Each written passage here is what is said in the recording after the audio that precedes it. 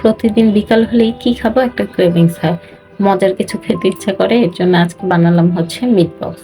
Meat box হচ্ছে এর আগে বাসায় বানানো হয়নি, প্রথমবারের মতো বানাচ্ছি। প্রথমেই হচ্ছে সবকিছু কাটাকুটি করে নিচ্ছিলাম, সসেস, এরপর হচ্ছে আলু আর হচ্ছে চিকেন। এইগুলা ফার্স্টে হচ্ছে কাটাকাটি করে নিচ্ছিলাম চিকন চিকন করে।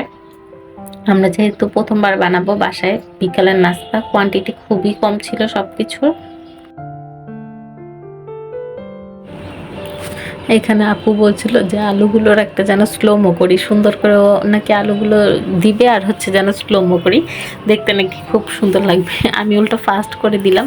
এরপর হচ্ছে সব কিছু কাটাকুটি রেডি করে চলে গেলাম রান্নাঘরে। রান্নাঘরে হচ্ছে প্রথমেই প্যানটা একটু গরম করে এর মধ্যে তেল দিয়ে দিব। তেল গরম হলে এরপর একে একে সব কিছু ভেজে নিব।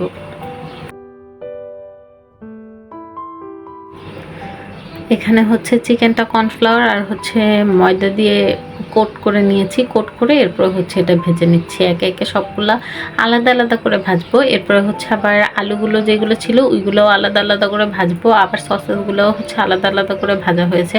সব কিছু আলাদা আলাদা করে ভেজে এরপরে নিয়ে আসলাম।